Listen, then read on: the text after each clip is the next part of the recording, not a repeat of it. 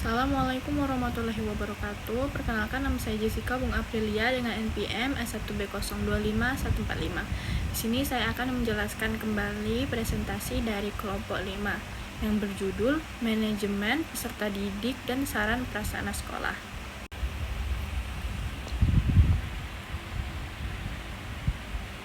Materi ini sangat penting karena berkaitan langsung dengan keberhasilan proses pendidikan di sekolah.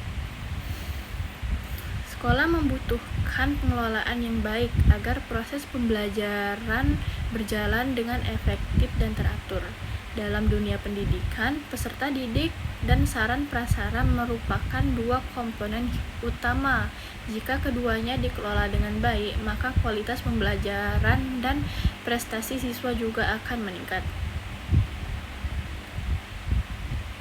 Tujuan presentasi ini adalah agar kita dapat memahami konsep manajemen peserta didik, memahami manajemen saran dan prasarana sekolah, mengetahui fungsi dan prinsip pengelolaannya, serta memahami peran dalam meningkatkan kualitas pendidikan.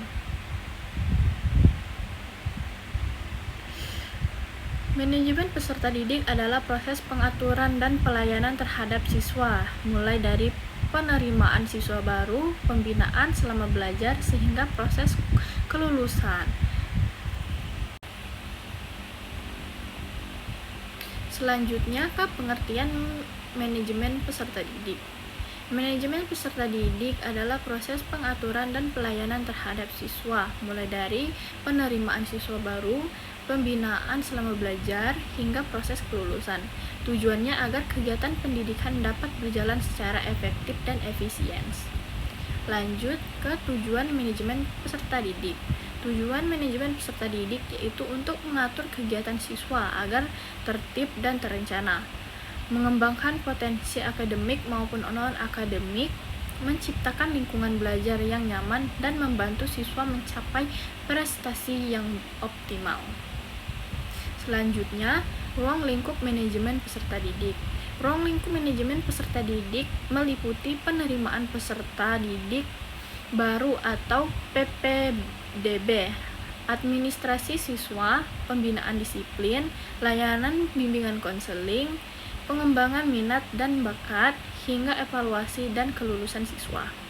Selanjutnya ke prinsip manajemen peserta didik. Dalam pengelolaannya, manajemen peserta didik harus berpotensi pada kebutuhan siswa, dilakukan secara adil tanpa diskriminasi.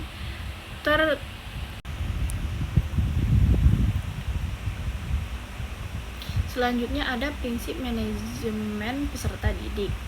Dalam pengelolaannya, manajemen peserta didik harus berpotensi pada kebutuhan siswa, dilakukan secara adil tanpa diskriminasi, terintegrasi dengan tujuan pendidikan, berkelanjutan, serta transparan dan dapat dipertanggungjawabkan. Lanjut, pengertian saran dan prasaran. Saran adalah alat yang digunakan secara langsung dalam proses pembelajaran seperti buku, meja, komputer, dan proyektor. Sedangkan prasaran adalah fasilitas pendukung seperti gedung sekolah, perpustakaan, laboratorium, dan lapangan. Selanjutnya ke tujuan saran dan prasaran. Tujuan manajemen saran dan prasaran adalah penyelidikan fasilitas belajar yang memadai, mendukung proses pembelajaran yang efektif, menjaga fasilitas agar tetap layak digunakan, serta mengoptimalkan penggunaan aset sekolah. Selanjutnya ke ruang lingkup manajemen saran dan prasaran. Ruang lingkup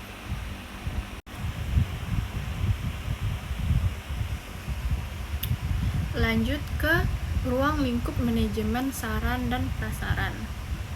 Ruang lingkupnya meliputi perencanaan kebutuhan fasilitas, pengadaan barang investasi, pemeliharaan, penggunaan, hingga penghapusan barang yang sudah rusak atau tidak layak digunakan. Lanjut ke prinsip manajemen saran dan prasaran.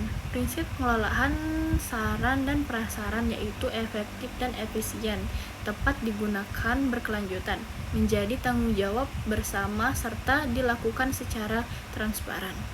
Selanjutnya, hubungan manajemen peserta didik dan saran prasarana. Peserta didik membutuhkan saran dan prasarana untuk mendukung kegiatan belajar. Saran yang baik akan membuat siswa lebih nyaman dan semangat belajar. Karena itu, keduanya saling berkaitan dalam meningkatkan mutu pendidikan. Selanjutnya, peran guru dan sekolah. Guru memiliki peran dalam membimbing dan mengelola peserta didik. Sekolah bertugas menyediakan fasilitas yang memadai, sedangkan kepala sekolah menjadi manajer utama dalam pengelolaan sekolah.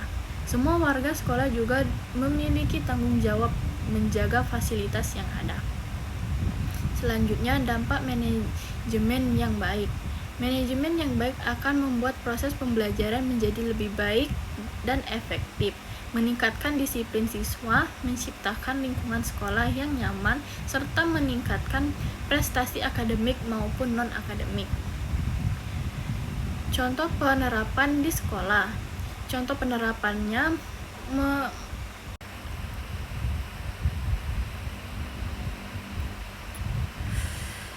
sini ada berbagai contoh penerapan manajemen di sekolah. Misalnya, penggunaan sistem PPDB online, penerapan tata tertib siswa, jadwal penggunaan laboratorium, program pemeliharaan fasilitas sekolah, dan adanya buku investasi saran dan prasaran.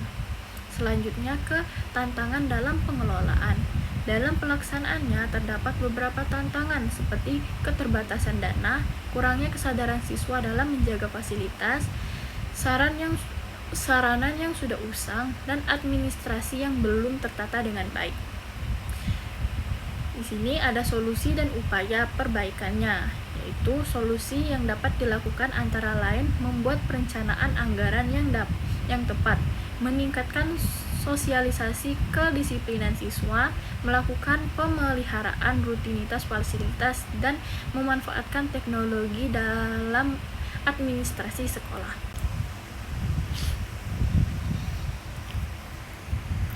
Jadi, kesimpulannya ialah manajemen peserta didik dan saran prasaran sangat penting dalam dunia pendidikan. Pengelolaan yang baik dapat membantu tercapainya tujuan pendidikan dan meningkatkan kualitas sekolah. Oleh karena itu, semua pihak harus bekerja sama dalam pengelolaannya. Sekian video dari saya. Terima kasih telah menonton.